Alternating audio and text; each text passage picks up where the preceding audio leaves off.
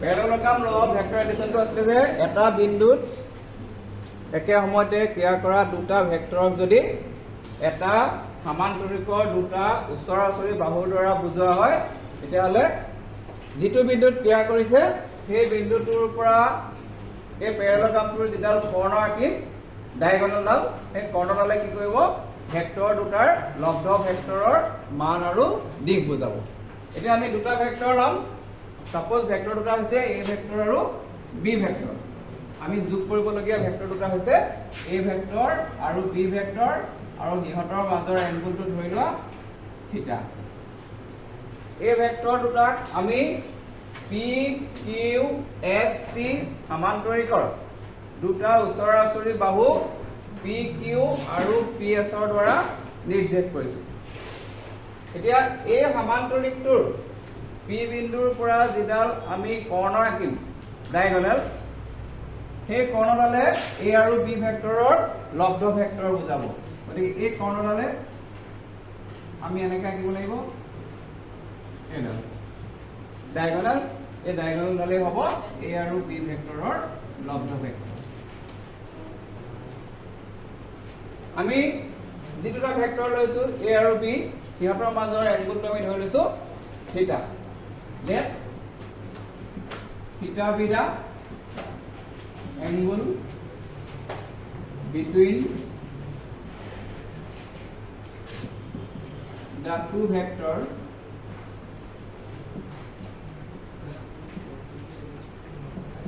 A and B acting at the point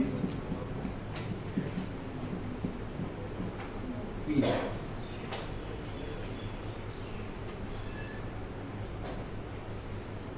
Let the two sides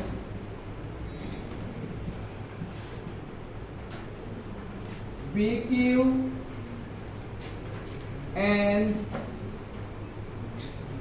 PS of the parallelogram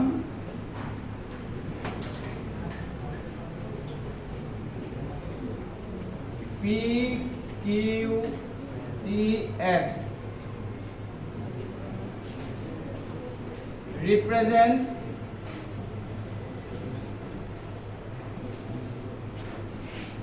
the vectors A and B. ধৰা হ'ল vector দুটাৰ মাজৰ কোণ থিটা আৰু এই ভেক্টৰ দুটাক P Q T S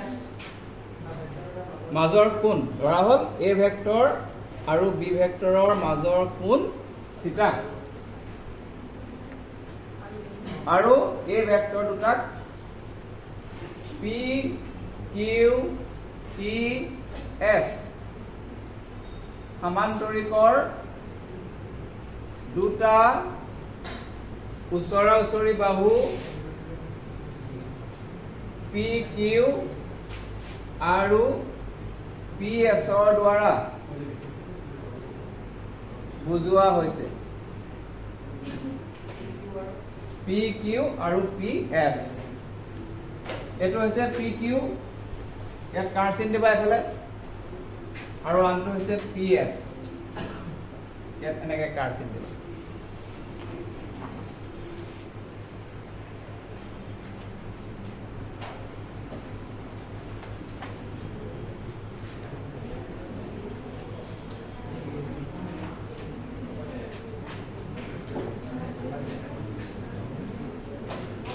The diagonal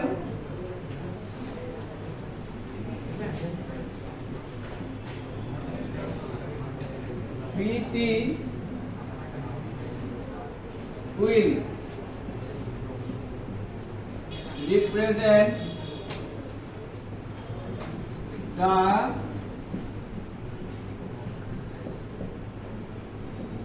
resultant vector R অসমীয়া হ'ব সামান্তৰিকটোৰ কৰ্ণ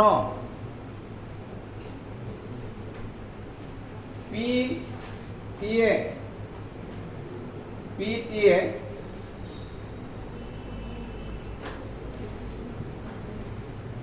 লব্ধ ভেক্টৰ R বুজাব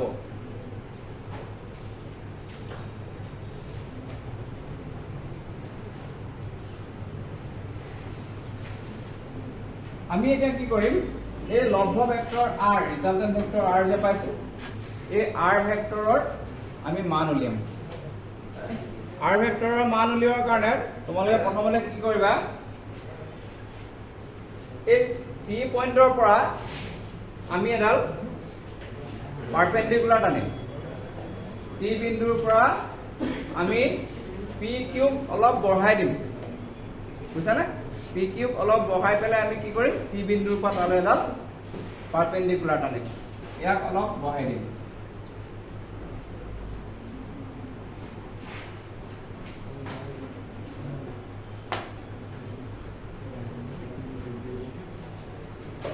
এতিয়া এটা নতুন ট্ৰায়াঙ্গল হ'ল নাই সাপোজ এই পইণ্টৰ নাম দিলো মই M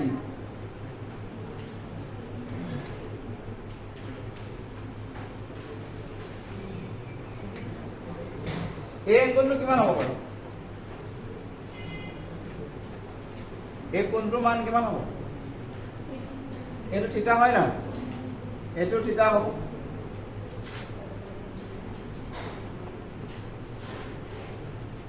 let a perpendicular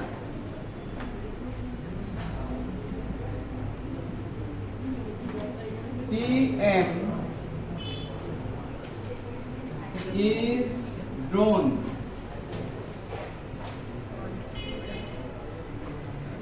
on the extended PQ মই অসমীয়াত কৰিছো শুনি লোৱা PQ বৰ্ধিত অংশলৈ বৰ্ধিত মানে আমি যিখিনি বঢ়াই দিছো PQ বৰ্ধিত অংশলৈ বা বৰ্ধিত অংশত T বিন্দুৰ পৰা লম্বত অনা হ'ল PQ বৰ্ধিত অংশত T বিন্দুৰ পৰা লম্বত অনা হ'ল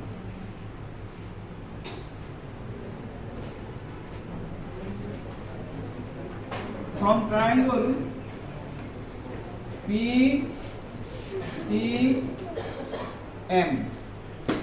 PTM ত্ৰিভুজৰ পৰা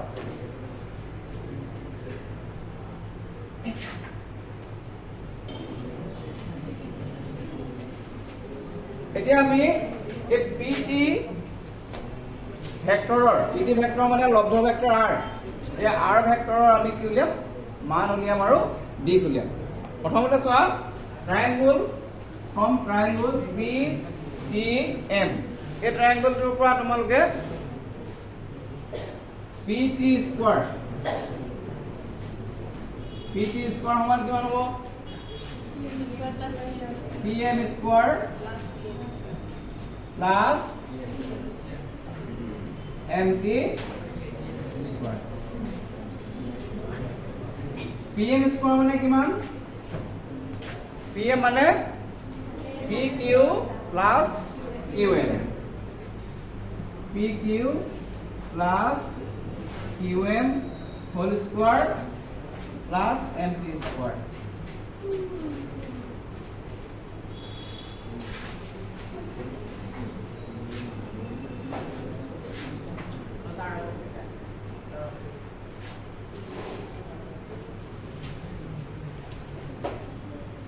মই ওপৰত লিখিছো এইখিনি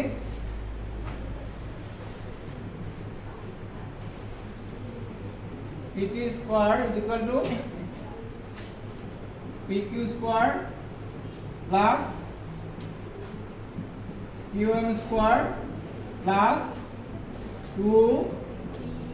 PQ into QM পুরন চিন আছে দেই প্লাস MT স্কয়ার এটা লিখো ধরব পাইছা না MT স্কয়ার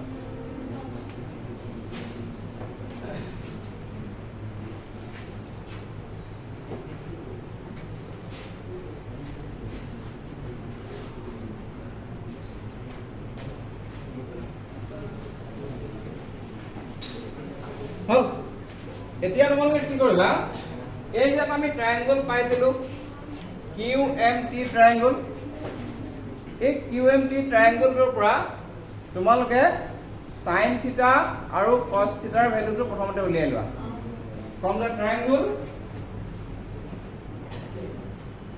from triangle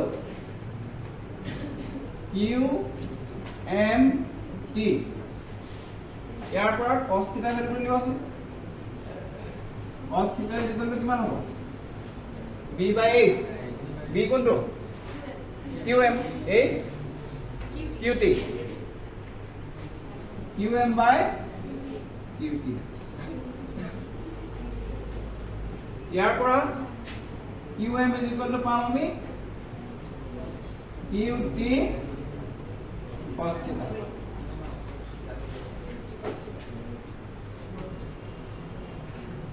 হল এটা sin থিটা উলিয়াবা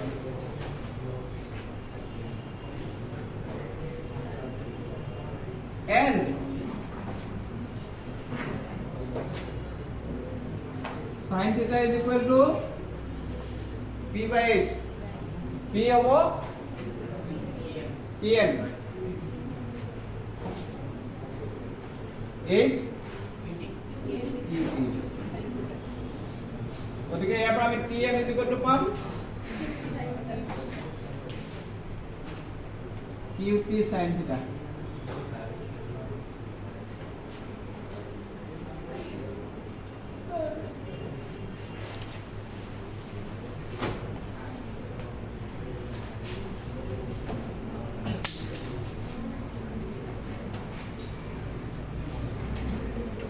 হল এখানে লেখা হল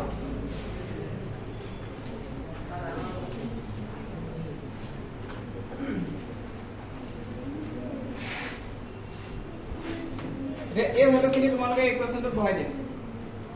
ইয়াত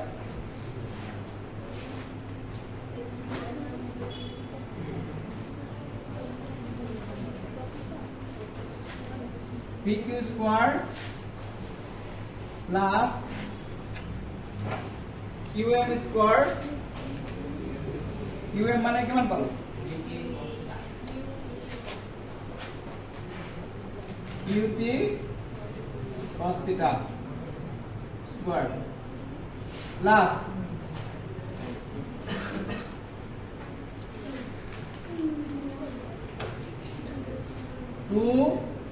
ইয়াত লিখিছো দেই 2PQ into QM QM মানে কিমান পাইছিলো QT cos theta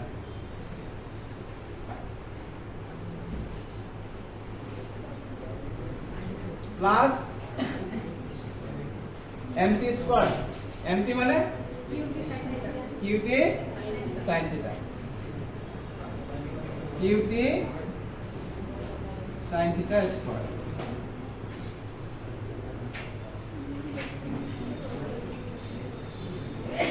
is equal to PQ square plus QT square cos square theta plus 2 PQ QT cos theta plus QT square sin square theta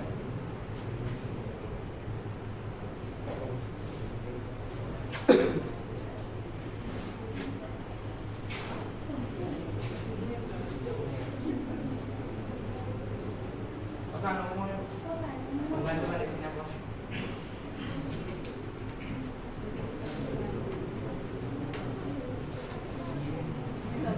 চোৱা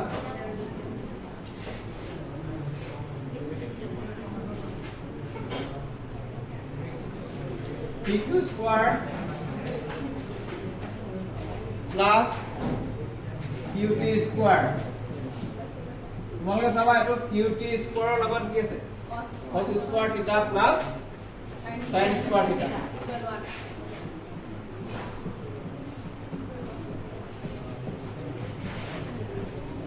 plus 2 PQ QT cos theta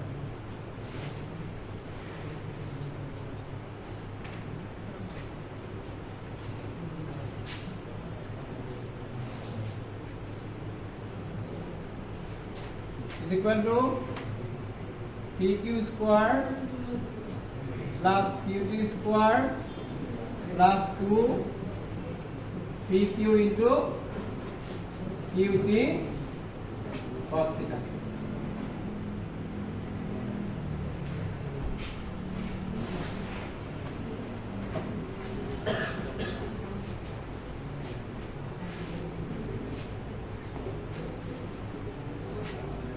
এতিয়া তোমালোকে কি কৰিবা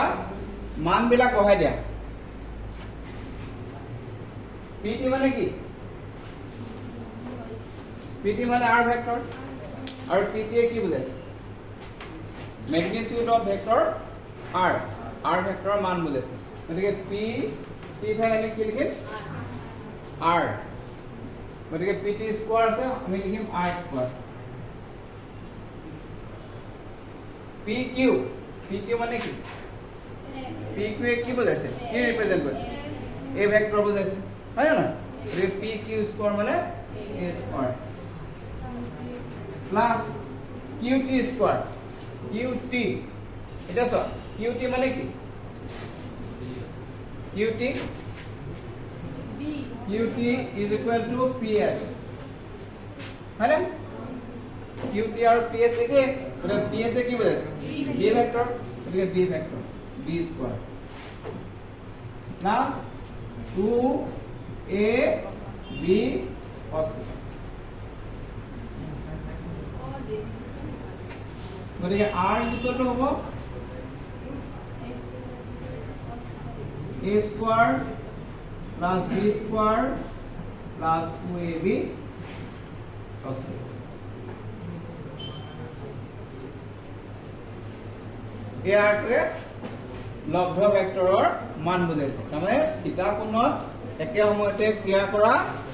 দুটা vector a vector আৰু b ভেক্টৰৰ মানটো হৈছে √a square plus b square plus 2ab cos theta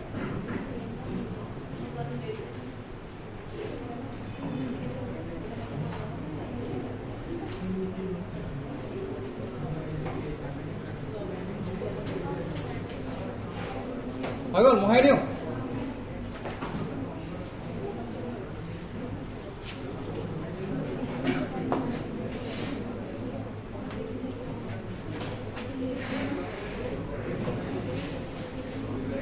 এতিয়া তোমালোকে এটা কথা চিন্তা কৰা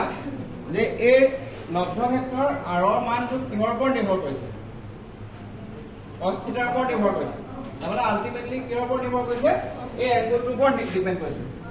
এংগলটোৰ ভ্যালুটো যদি বেলেগ বেলেগ হয় তেতিয়া লব্ধ ভেক্টৰ বা ৰিজাল্টেন্ট ভেক্টৰৰ ম্যাগনিটিউডটো কি হ'ব বেলেগ বেলেগ হ'ব গতিকে তোমালোকে নিজে চিন্তা কৰা যে দুটা ভেক্টৰ যদি একেফালে থাকে ইয়াত a আৰু b দিকটো যদি একে হয় তেতিয়াহ'লে থিটা কিমান ডিগ্ৰী হ'ব থিটাৰ ভ্যালুটো 0 হ'ব 0 হলে কি হ'ব r ৰ মানটো কি হ'ব ম্যাক্সিমাম হ'ব না মিনিমাম হ'ব মিনিমাম কেনেকৈ হ'ব দুটা মানুহে যদি তোমাক ঠেলে একে সময়তে তেতিয়াহ'লে মানুহটো কোনফালে যাব যিফালে ঠেলিছে সেইফালে নাযাব জানো গতিকে দুটা ভেক্টৰে যদি একে সময়তে এটা বিন্দুতে ক্ৰিয়া কৰে তেতিয়া তাৰ সেই বিন্দুটোৰ ওপৰত যিটো বল প্ৰয়োগ হ'ব হয় না বা বল বুলি ক'লে বল আমি এটা বল বুলি কোৱা নাই ভেক্টৰ বুলি কৈছো গতিকে দুটা ভেক্টৰে একে সময়তে যদি একেটা ফালে কাম কৰে এটা ঠাইত তেতিয়া তাৰ ৰিজাল্টেণ্টৰ মানটো সদায় বাঢ়ি যাব আৰু একেফালে ক্ৰিয়া কৰাৰ লগে লগে কি হ'ব সেম ডাইৰেকশন হোৱাৰ লগে লগে থিটা ভ্যালুটো 0 হৈ যাব থিটা ভ্যালুটো 0 হলে r টো কি হ'ব ম্যাক্সিমাম হৈ যাব তোমালোকে এবাৰ নিজে কৰি চাব পাৰা when theta equal to 0 theta equal to 0 হলে r কিমান হ'ব root over a square plus b square plus 2ab cos 0 value to 1 হ'ব নহয় গতিকে এটো কিমান হ'ব root over a plus b whole square is equal to a plus b তাৰমানে দুইটা ভেক্টৰ যোগ কৰিলে যেটো ম্যাগনিটিউড পাম সেম ম্যাগনিটিউড আৰু এটো আমি সদায় ডেইলি লাইফত পাই আছো যদি এটা বস্তু একেফালে যদি দুটা মানুহে ঠেলে তেতিয়াহলে বস্তুটো কোন ফালে যাব একেফালে যাব আৰু তাৰ ওপৰত প্ৰয়োগ হোৱা বলৰ মানটো সদায় বাঢ়ি যাব হয় নহয় যদি দুটা বলৰ মান দিকটো যদি অলপো পাৰ্থক্য থাকে তেতিয়াহলে তাৰ ওপৰত প্ৰয়োগ হোৱা মুঠ লব্ধ বলৰ মানটো সদায় কমি যাব দিকটো একে থাকিলে কি হয় সদায় লব্ধ বলটো বাঢ়ি যায় গতিকে বলৰ আমি যদি বলৰ মানে এক্সাম্পলটো লওঁ আমাৰ ভাবিবলৈ সহজ হয় ৰিজাল্টেন্ট ভেক্টৰ উলিয়াওঁতে যদি আমি ফোৰ্সটো লওঁ দুইটা এটা যদি এয়াৰ বিট যদি দুটা বল বুলি ধৰো আমাৰ বুজাবলৈ সহজ হয় বা বুজিবলৈও সহজ হয় এতিয়া চোৱা এই আৰটো কি হ'ব এই আৰটো কি আছে এই আৰু বি যোগ কৰি পোৱা মান আৰু এটো আছে ইয়াৰ ম্যাক্সিমাম ভ্যালু হয় নহয় এখানে মই কি লিখিম এটো r maximum is equal to a plus b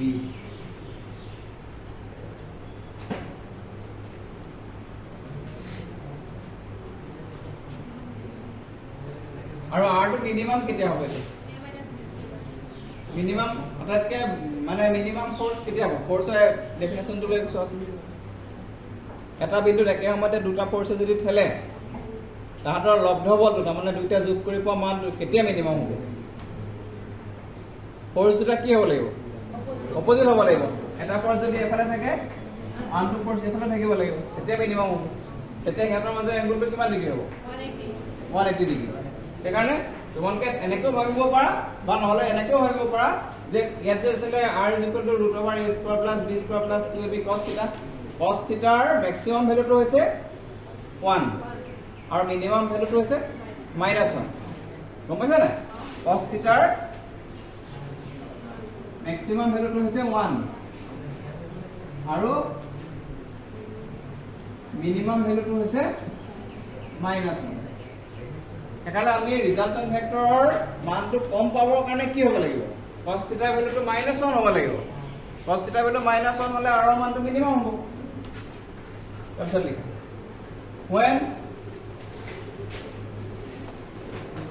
when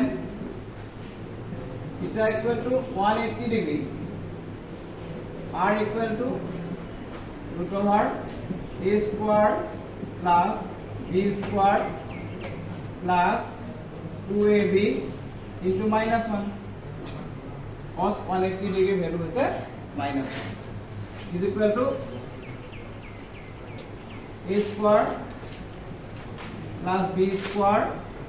minus 2ab is equal to a minus b whole square is equal to a minus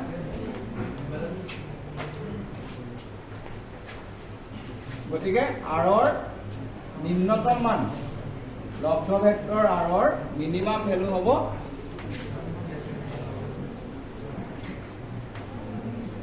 a minus